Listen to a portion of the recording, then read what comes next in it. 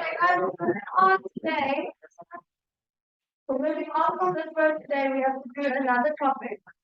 Okay, Monday. You guys are going to math on Friday, right? So we have today and tomorrow. So sorry, I know that we were nice outside and it's been a long day and I wanted to do this work, but I thought you could. Okay. The new topic isn't difficult, it's just something new, so I didn't have to learn it. Right. So for number 6 here, I started working on the left hand side. I took projects out at the top and the bottom. Alright, so we'll come back again.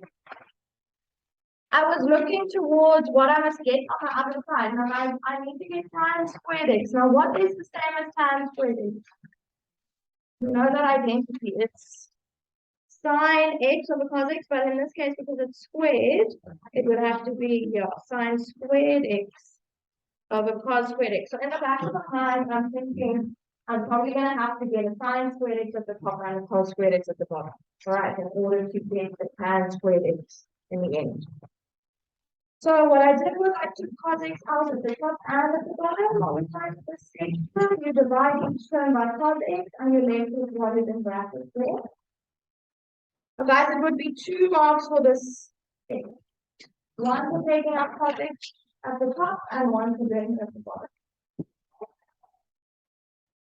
So then this next step you don't have to write down because you can actually see it up there. I just wanted us to be perfectly clear of what is left. When you cancel out the cos x and the cos x, you're left with 1 minus cos squared x and 1 minus sine squared x. And as you remember what you're working towards, it's actually quite easy from here because I'm wanting a sine squared x, right? But at the moment I have 1 minus cos squared. And you should remember that 1 minus cos squared is sine squared. Okay, so from here you could just change 1 minus cos squared x to sine squared x directly. And then the same thing happens down here in the denominator, 1 minus sine squared is cos squared. For that step, you'll probably get 1 mark because it's using the same identity, right? And then we know that sine squared over cos squared is tan squared. Okay, so I'm probably a full mark. Any questions on this one? Did anyone do it in a different way or got to the get off? Yes. I put our target on the top, on the square.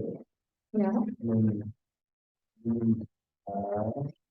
Then at the bottom, I have target. And at the top, I just place process and find it. At the bottom, target, and then bracket 1. Okay, so it's kind of the same thing, we just did it in a little bit of a different order. Yeah, that's fine. Then, final that one, guys. Let's look at number 10. Number 10 was a bit more complicated because we were working with fractions. But guys, more often than not, if they giving you 2 separate fractions, if you add them together, you can know that you must, you must put them together as one fraction. Okay, so if you're not sure of what you're using, you can just remember, put them over the same denominator. So guys, what I did there before, I put them over the same denominator. I changed tan to sine of the cos. Right, we know that identity. And 1 over tan, I changed to cos of the sine. Right, which is just sine of the cos flipped around. Okay, so this, what I did get to this step is I used the same identity, just in a different version of it. Now, if I'm looking at these 2 fractions, they obviously have different denominators. If I want to put it together as one fraction, because again, guys, that's what we need to work with. Have 2 separate fractions. They're wanting us to make it into one fraction. So we have to find the LCB, which is cos theta sin theta, or sin theta cos theta. Right? The order of those 2 doesn't matter. So what if you multiply cos by to get sin cos, and we multiply by sin. So do the same thing at the top. For the second fraction, what would you multiply sine by sine cos? Cos. So you do the same thing at the top. Then sine theta times sine theta is sine squared over the LCB now, right? Cos times cos is cos squared over the LCB. We have the same denominators, you can put it as one fraction with that same denominator. And we have sine squared plus cos squared, which is 1. And that's what they asked us to do.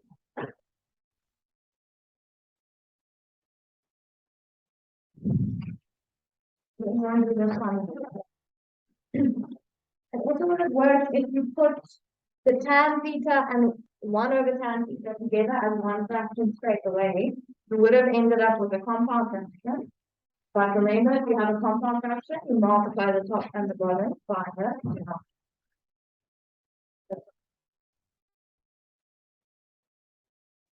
Okay, number 13. So for 13, I did get a compound fraction. So then at first, I wasn't really sure what to do, right? Because there's a lot of stuff going on here. What do you change? So I just went back to the default. When you see tan, you change it to sine over cos. All right? So that's the first thing that I did. Tan theta, I changed to sine over cos. There, you'll already get a mark for doing that.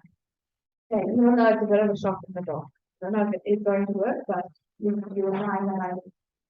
Now, once I did that, guys, we notice that we now have a compound fraction, right? There's a fraction within our biggest fraction.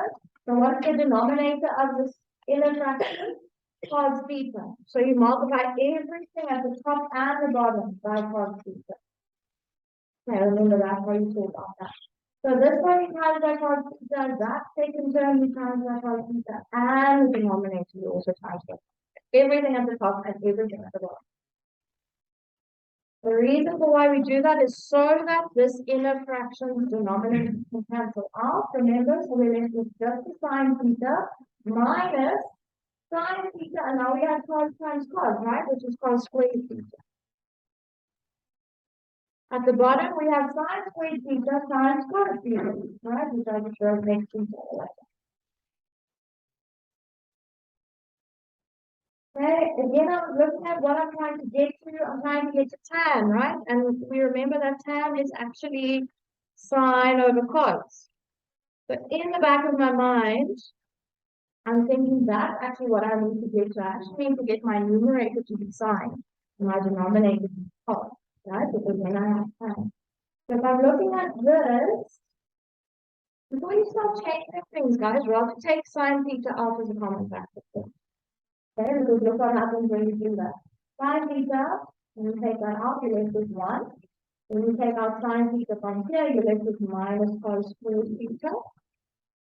And at the bottom, guys, you don't have to take out a common factor here. It's already one term, right? Sine squared theta cos theta, that's one term. Now, if you look at your bracket, what is 1 minus cos squared theta equal to? Sine squared theta. All right, so I changed that to sine squared theta, but guys, I already have sine squared theta at the bottom, right?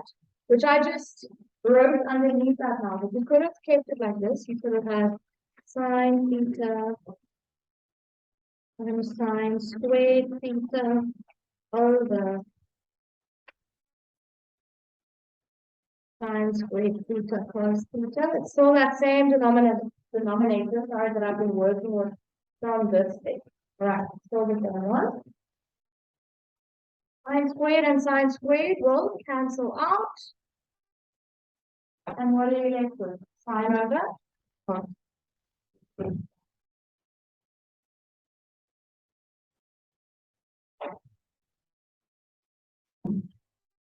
Does anyone do this one in a different way? After this equation, there are different steps that you can take, and eventually it will lead to the same one.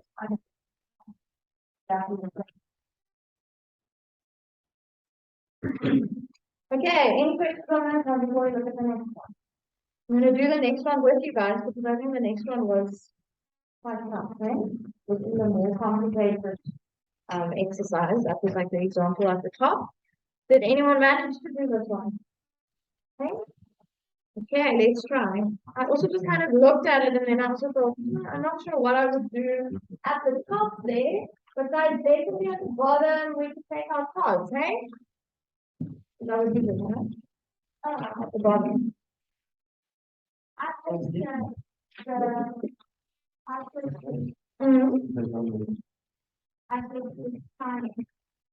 I think it's time to right? And I think right.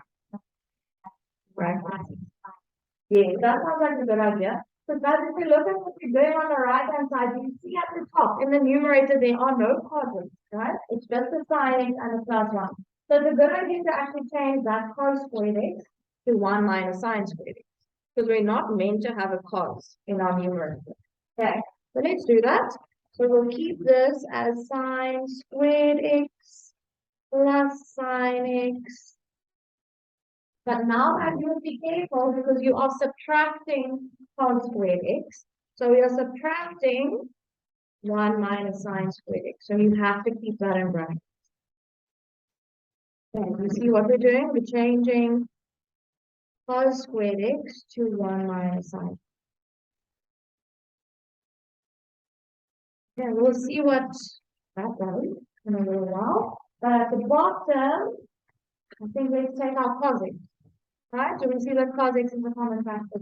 We have two terms and cos x is a factor of both. So I'm going to take our cos x. I'm going to be left with 2 sin x and minus cos x divided by cos x is 1. And that's going to happen. Okay, so let's quickly multiply this negative 1 into this bracket. So we have sin squared x plus sin x. I'm going to leave those first two terms exactly as they are. Negative 1 actually times 1 is just negative 1.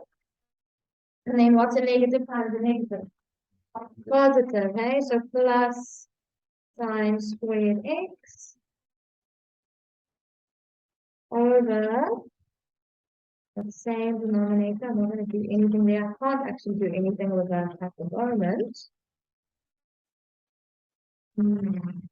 But I'm just going to simplify what we have at the top, right? So we see that we have like terms here. Sin squared x plus sin squared x is 2 sin squared plus sin x minus 1.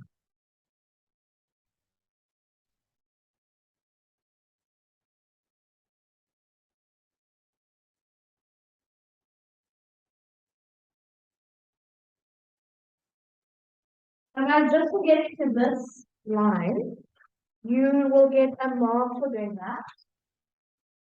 And you will get a mark for factoring in the bottom. And then you probably only get 1 mark for multiplying out and simplifying. So for getting to adding like this. But even if you don't know how to factorize this trinomial at the top, you can still get 3. Okay. So this will probably be like the final operation. I'll show you. So again, don't panic if you get to a point and you're like, I don't know what to do anymore. If you use an identity or you maybe put two fractions together or you factorize, you will get through this. Okay, now do we see that we have a variable squared and a variable and a constant term? Stay at the top. Guys, this is a trinomial which is similar to 2x squared. Maybe I shouldn't use x, let's use y rather. 2y squared plus y minus 1.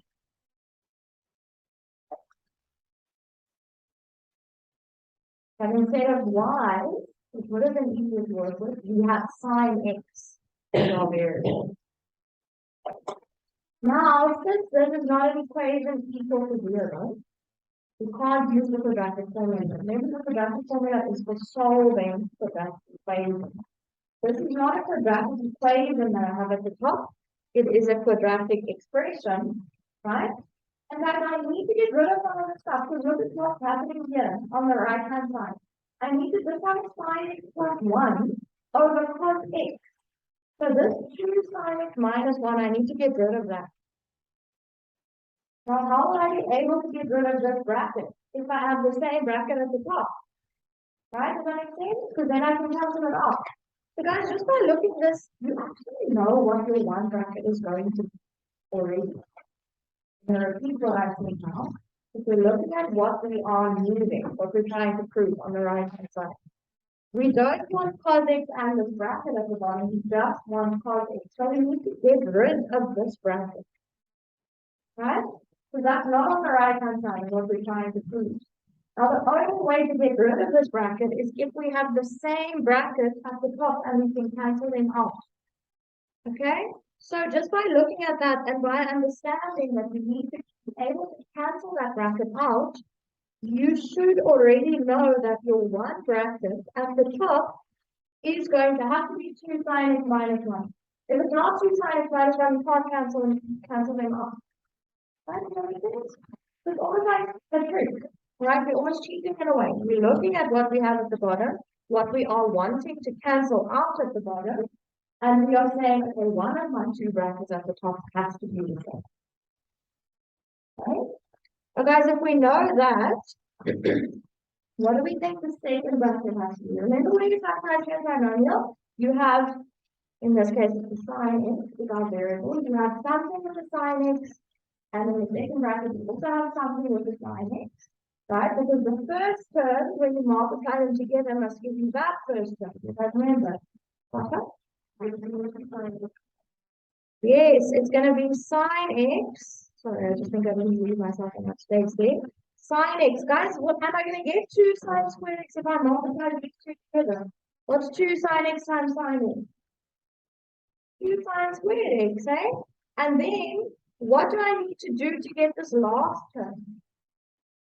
Minus 1 times whatever this number is, hey?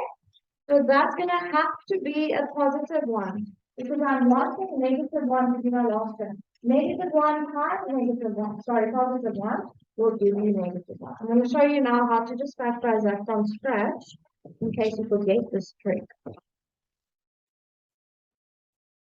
But that is quite useful, guys. If you remember that your first bracket has to be the bracket that you already have at the bottom, then it makes finding that second bracket. Okay, I'll show you now the factorizing for that. But just before we look at that, I can now cancel those brackets off. Right, so now I'm left with sin x plus 1 at the top and cos x at the bottom.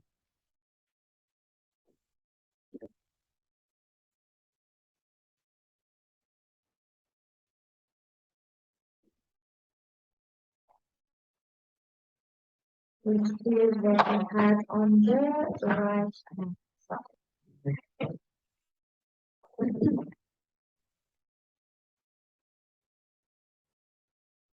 Okay, guys, I'm just going to show you quickly how to do the factorizing from scratch if you didn't realize that you might have the same bracket. Let's quickly think here. If you're factorizing a trinomial like this, I know we haven't done it in ages, right? Because we've just been using the quadratic formula all the time. But like I said, this is not an equation. And so we can't actually. So what do you guys do? If you don't want to remember, we need to have 2 brackets. Okay, I think we can start with that. Basically what I was doing now. So you need to, for your first term, you need to think what 2 terms must I multiply together to be 2y squared. The one has to be a 2y and the other one has to be a y, right? So you can just put 2y in the first one and y in the second one, or you can swap it around, it doesn't matter. And now you need to ask yourself, what does I multiply together? A number multiplied by another number to give me 1. So one is going to have to be negative 1 and the other one is going to have to be positive 1, but we still have to figure that out. Okay, so at first you just look at what that number is. It's a 1. So it has to be a 1 and a 1. Now to figure out what sign must go away, you're going to look at your middle term. Okay, what do you get when you multiply your outers together? What's 2y times 1? 2y. And what is 1 times y? Y. Now guys, I'm needing to get, when I simplify these two, I have to get an answer of positive y. So I need to figure out, must 2y be positive and y be negative? Or must 2y be negative and y be positive? Let's think quickly. If this one is positive and that one is negative, when I simplify that, what do I get? What's 2y minus y? 1y. Hey, positive y, which is what I'm looking for. Okay? So my 2y, that product needs to be positive. So what do you guys think? What must this one be? Must this one be a positive one or a negative one? Has to be positive one, right? Because that is the only way for me to get positive 2y. And does it then make sense? So this one must be negative y. So this one has to be a negative 1. So that is the only way for this product to be positive. But now, of course, instead of y, we have sine x. So instead of 2y minus 1, it has to be 2 sine x minus 1. You see that's what we did have. Right? And instead of y plus 1, it's supposed to be sine x plus 1. Okay, I personally think that it's easier to look at the bracket that you have at the bottom. Right? The thing that you need to cancel out. Again, guys, how do I know that I must cancel out this bracket? I'm looking at what I'm trying to prove. I'm trying to prove that my denominator is cosec, so I want to get rid of this bracket. So then I know that one of my brackets at the top, when I factorize the trinomial, has to be the same as the one at the bottom. Then I just ask myself, what must I multiply 2 sine x by to get 2 sine squared x? Sine. So that goes in the second bracket. What must I multiply negative 1 by to get an answer of negative 1? Positive 1. So that is my second. Okay, I'll give you guys another one like this. That's again because it was the first one like this. So that is going to be homework for today. I just want to get going on that section. So let me quickly find one.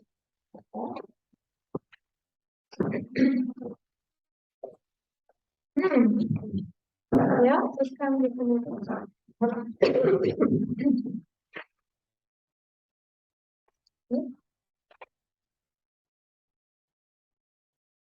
what number was this? Number 4.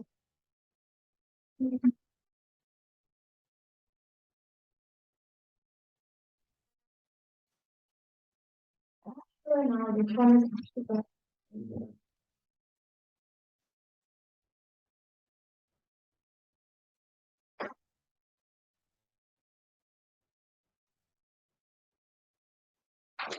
I'm gonna have to just look for one in a little while after we've made this note. I'm not sure now just by looking at the question, which one is correct. Okay, I'll tell you guys a little bit later. Right, but for now, the new heading is reduction formula. I'm gonna write it here, formulae, I suppose. So reduction.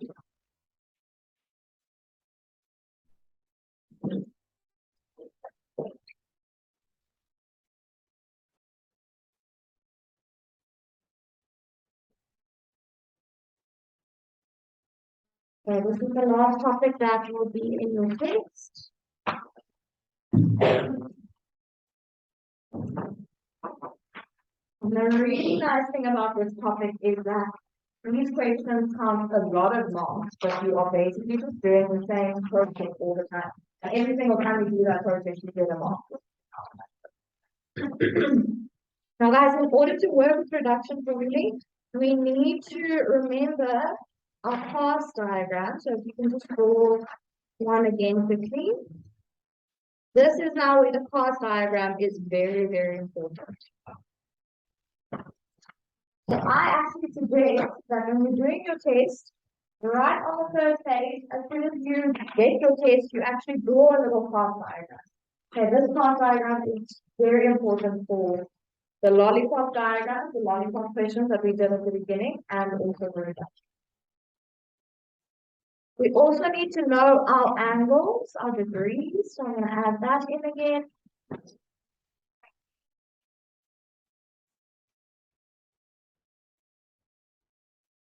We need to know our quadrant numbers. And then we also have to know which trig ratios are positive in which quadrant.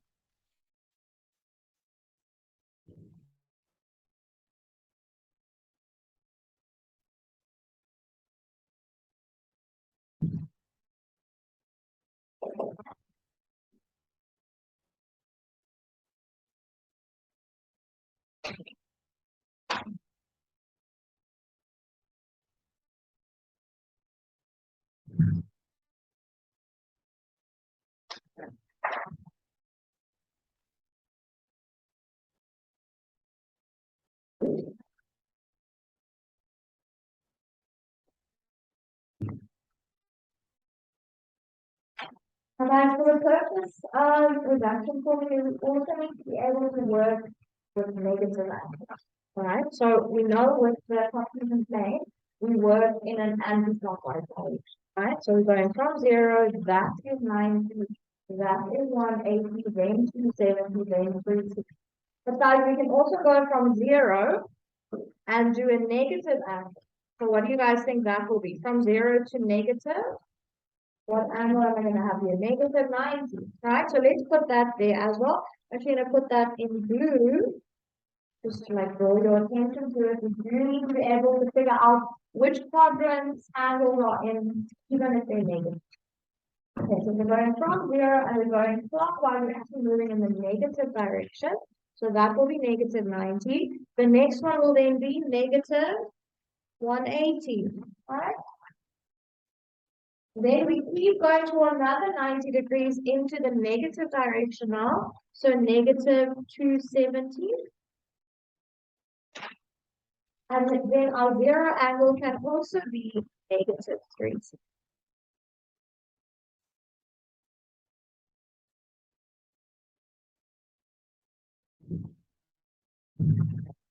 And you won't understand what we're doing yet. I'm still explaining and you what we're going to do after we do. If we do, just need to have some point of reference, quadrants and angles and so on. Now guys, I'm just going to show you a numerical example quickly. I want us to work with the angle of 50 degrees. Alright, so I'm just going to write an example here on the side.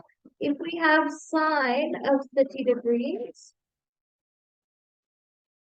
right, we can calculate what that is by using the calculator. We can also use those special triangles. You guys remember that from last year? Okay, it's okay, you don't have to know those for the test, so we are going to come back to them later. But sine of 30 degrees is equal to a half.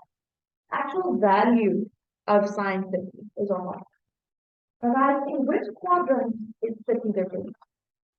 The angle 30 degrees. Which quadrant is that in? Quadrant 1, right? So let's just write up here, just above that angle. That 30 degrees is in the first quadrant. And guys, we do know that all of the trig ratios are positive in this first quadrant, right? So it should make sense that sine of 30 is positive or half. Now, if you have sine of 180 minus 30 degrees. Now, you won't understand why I'm writing it like that. I'm going to show you guys something. 180 degrees minus 30 degrees. What is that? What's 180 minus 30? 150. What quadrant is that in, guys? Quadrant 2. You can write quadrant 2 there or above 150. We have space. It doesn't matter. Now, if we use our calculators to actually calculate sine of 150, look what happens. We get the same answer as sine 50. Right? And we see that positive or half. Why is it positive, guys? Yes, good. Sine is positive in quadrant 2. Okay, so we have an angle that is in the second quadrant, and sine of that angle is a half. Now guys, what I want you to notice from this is that sine of 30 and sine of 180 minus 30 is the same value. It has the same answer. It's actually the same thing. Okay? More on that later. Let's do another one. Let's do sine of 180 degrees plus 30 degrees. Notice that I'm using 30 again. Alright, that is important. Now, 180 plus 30 degrees. What quadrant is that in? Quadrant 3, right? It's the same as sine of 210. Do you guys agree? 180 plus 30 is 210 degrees. Okay, so this is in quadrant 3. So now when I type this into my calculator, sine of 210, look what happens. Same value, but negative now. Why is it negative this time? So sine is going to be negative in the third quadrant, right? But guys, it has the same numerical value. It's still a half and has the same size. It just has a different sign. Okay, so 180 plus 30 is also the same. but not exactly the same, it's now actually negative. And we also generalize it a little bit. Now I'm going to do the same thing, but by using an angle in the fourth quadrant. So I'm going to say sine of 360 degrees minus 30 degrees. Now guys, that is in the fourth quadrant, right? What is that actual value? 360 minus 30? 330. We all agree that 330 degrees is in the fourth quadrant, right? It's between 270 and 360. If I type this in, sine 330, I'm also getting negative a half. Again, why is it negative? Fourth quadrant, right? Sine is going to be negative in the fourth quadrant. But guys, the point that I'm trying to make here and what I'm wanting you guys to notice is that I'm using 30 degrees, right? A 30-degree angle for all of these. And I'm getting the same value. The sign just depends on the quadrant that it's in. Okay, I'm going to say that again. I'm using the same 50-degree angle, and I'm going to generalize it slightly. I'm using the same acute angle, right? Because 30 degrees is an acute angle. So I'm using the same acute angle. I'm getting the same value, but the sign of the answer depends on the sign of the quadrant, or in the quadrant that that angle is in. Okay, now I'm going to generalize it because we are going to use it with algebra, with x's and theta's and so on. I'm going to write here sine of x was equal to sine of 180 minus x. I'll show you now where that comes from, sorry.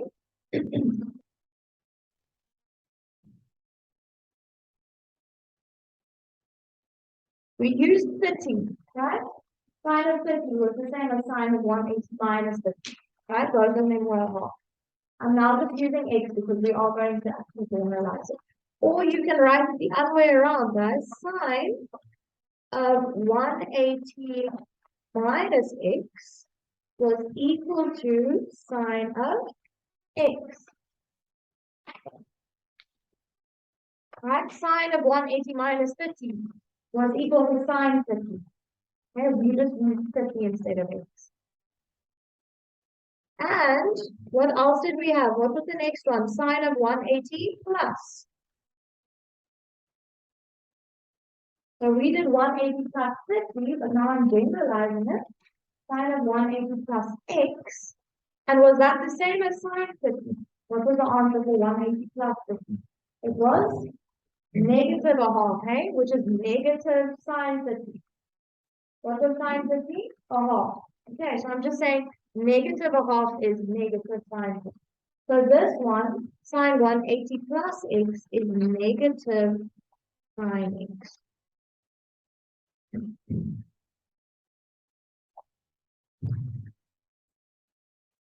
And the last one that we did was sine of 360 minus x minus 30. You can see it up here. What did we get? Negative a half. So we got negative sine 30, basically. So negative sine.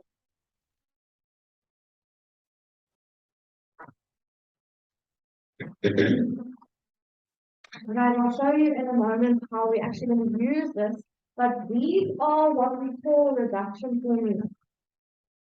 Right, if you see in a question sine of 180 minus x, the way that you're going to approach it is you are going to ask yourself, what quadrant is 180 minus x in? Now what's important, guys, maybe I should just add here, that x or theta or beta or delta, whatever they use, to represent an angle, we assume that it's an acute angle. So we always think of that angle as like a 50 or 45 or 60 or 70. Okay, so whatever that angle is, it's always acute. So guys, we need to be able to figure out if there's only 180 degrees minus an acute angle. So look at my class diagram quickly. 180 is on this line, right? Now if I minus an acute angle from 180, do you guys agree that I'll end up in quadrant 2? 180, there's 0, right? 90, 180. It's saying 180 minus x, so minus an acute angle. That will always end up in quadrant 2. So I want you now on your path diagram to please write in this quadrant. Here we work with 180 minus. Whenever you see the expression 180 minus x, that is a quadrant 2 angle.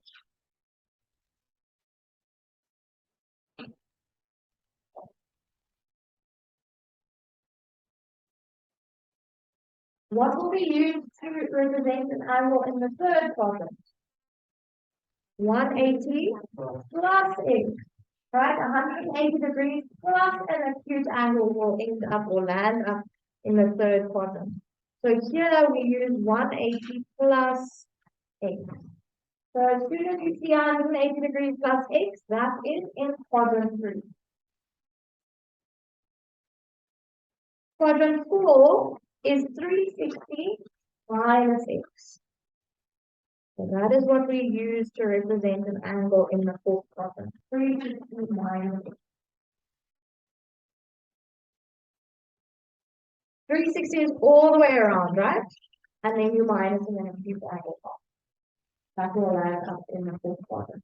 Another thing we use in the fourth quadrant is also this negative x. What is x again? X is always an acute angle. So if you're starting at 0 and I tell you you're going to negative 60. Negative 60 degrees, right? Less than 90. So it's going to land up in the fourth quadrant. So negative x is another expression for angle.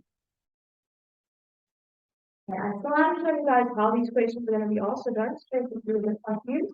We're going to do an example together now, and you're going to see how easy it actually is to apply this. Okay. Well, you guys still got busy copying this down. Maybe we should just say here, this was quadrant 2, this was quadrant 3, and this was quadrant 4. I have that.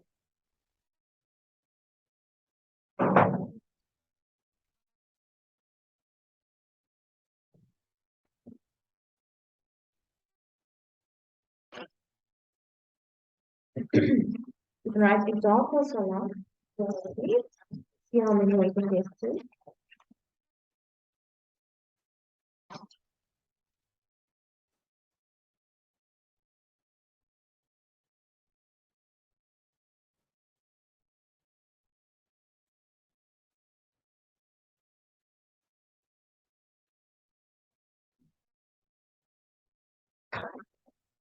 I was wondering, what do I see in my own? Okay, simplify the following as far as possible.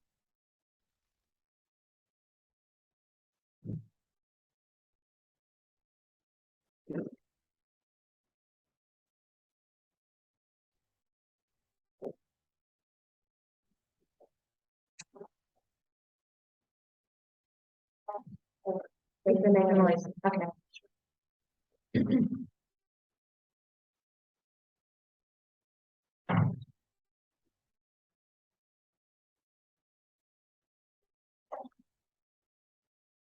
This is a fraction, guys, just so you know, I'm just writing it over to learn.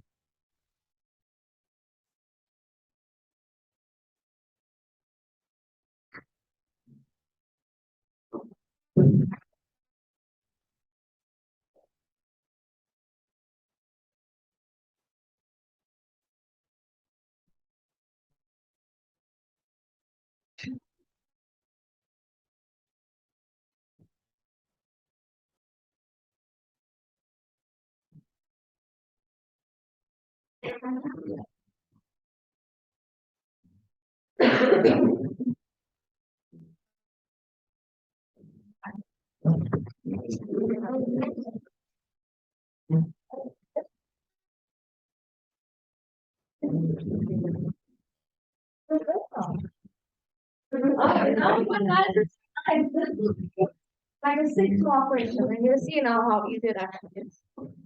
You'll see, you'll see. I think this is probably going to be your favorite section. Okay, thank you.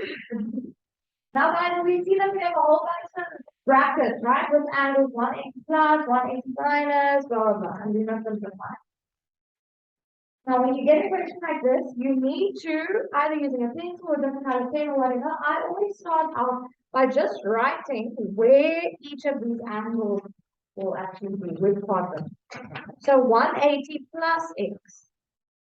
Right? We don't have to memorize this, guys. You can actually visualize it. You're starting at 0, right? You're going to 180, and then you're adding an these angles. Now, it's going to be a quadrant 3.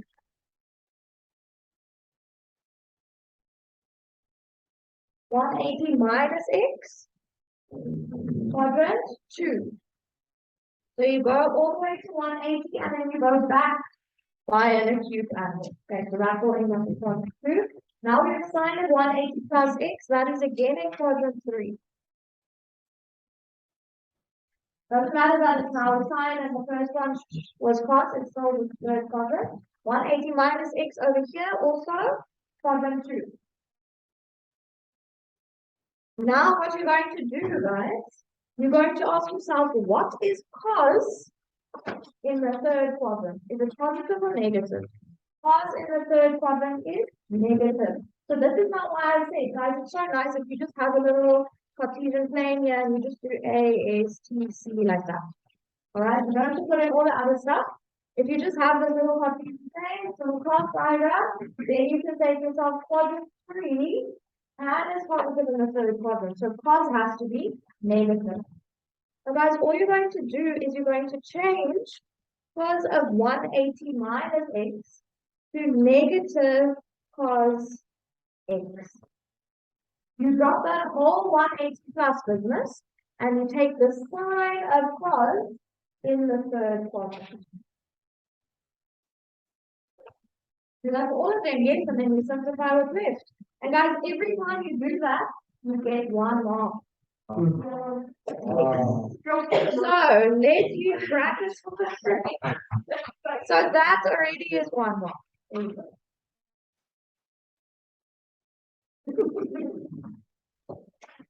180 minus x quadrant 2. What is tan in the second quadrant? Tan in the second quadrant, also negative. So negative tan x. That is your second mark.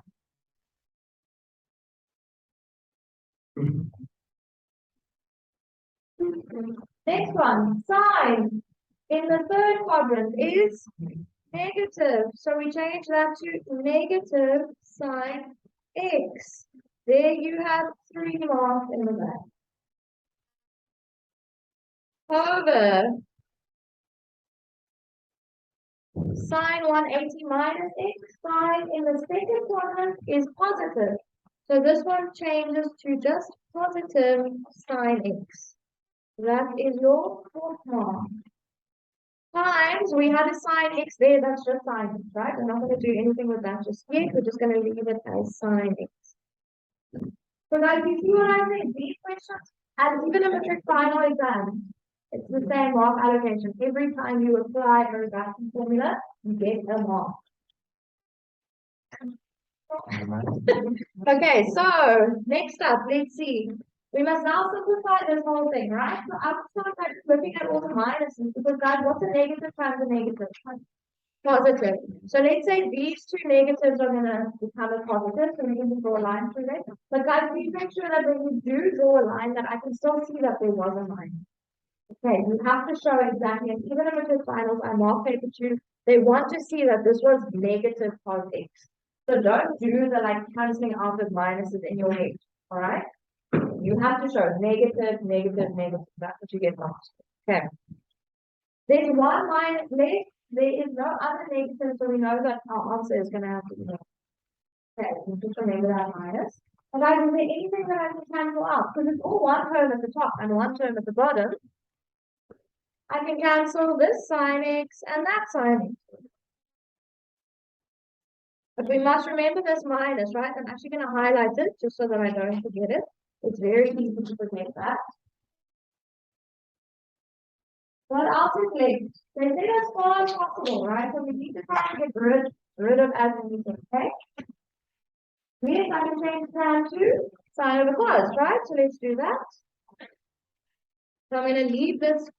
Now maybe let's put this minus now in front, right? Because we do have to keep that minus. We have a cos x.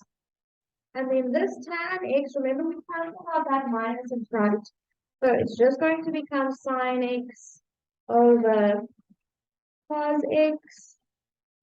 That is your sigma over, at the bottom we're just left with sine x, right? Because we cancelled out one of the two that we had.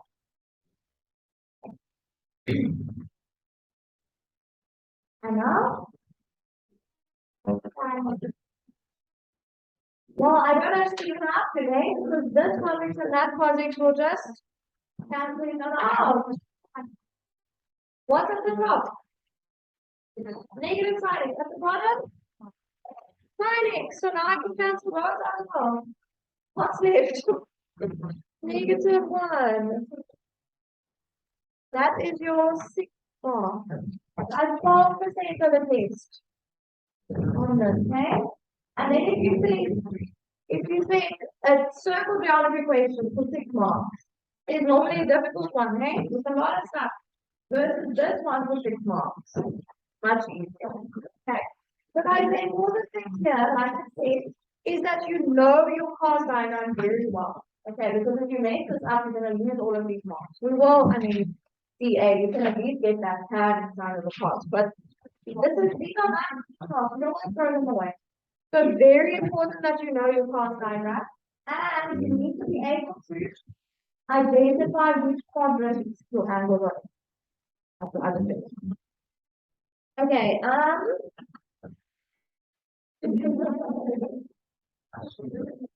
want to do another one with you guys very quickly because there is something that I just want to point out to you about what happens when we are squaring these, because that's something a little bit out of the ordinary. This again is a fraction. I'm just writing it over 2 lines.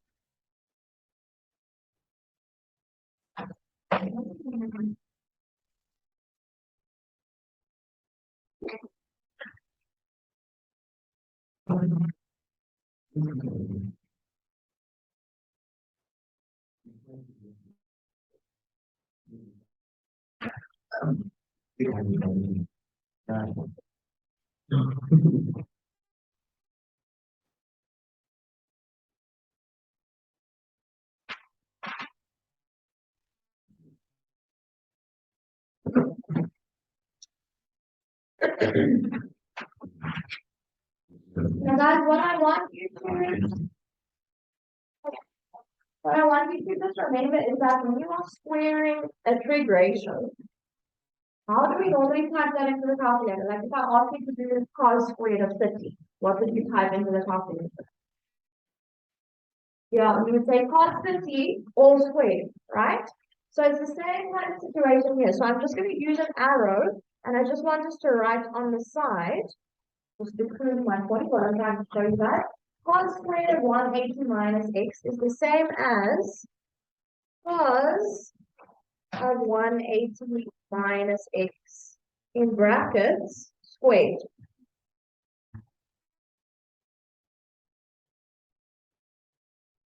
Right? Now guys, what quadrant is 180 minus x in? Quadrant 2. What is cos in the second quadrant? Negative. So this, I'm just looking at this one on its own for now.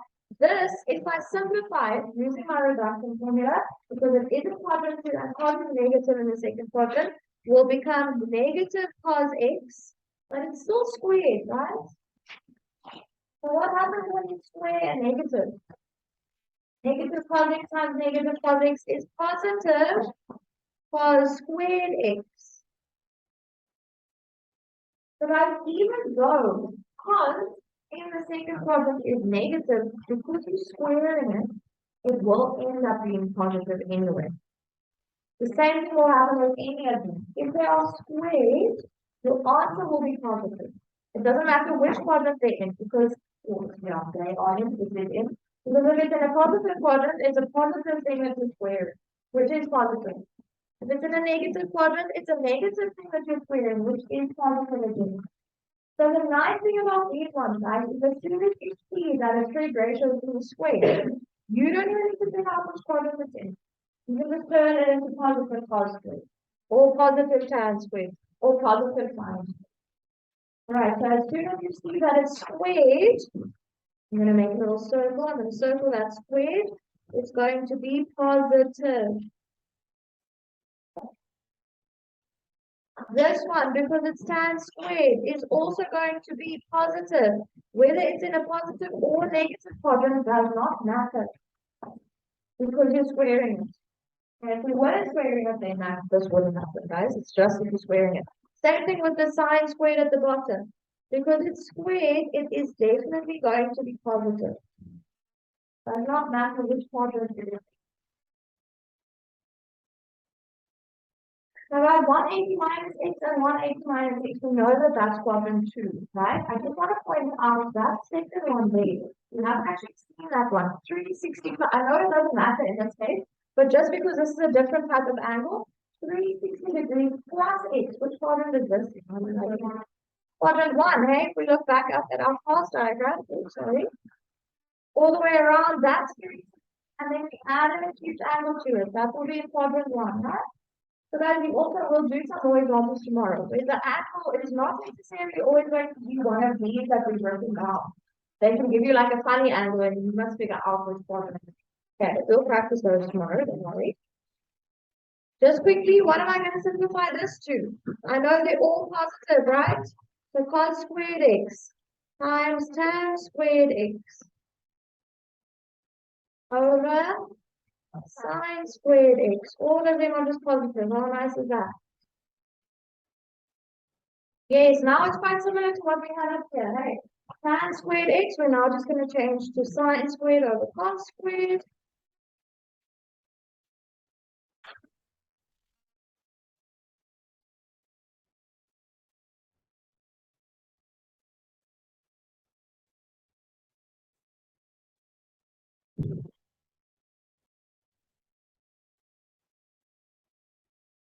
Now we are actually again able to cancel everything out like we were able to in the previous one. This cos squared and that cos squared can cancel out. And then I'm left with sine squared x over sine squared x, which I can also cancel out. Guys, if I'm left with nothing, what am I actually left with? No. Okay, so it looks technical, but it's actually not that much, okay? Okay, on. So for this, I think you'll probably just get one for the top and one for the bottom, because they just straight. And then a mark for sine squared x over cos squared x, and a mark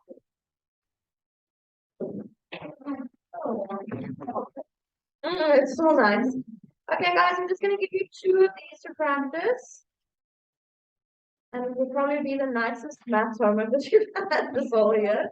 Exercise 7 on page 147. I just want you guys to do numbers 2 and 3. It's exactly like the ones that we've done now. You are applying the reduction formula and then simplifying what is left after that. Tomorrow we're going to work with angles that are different from the ones that we looked at today. Okay, and then that's it for your test, guys. We're done.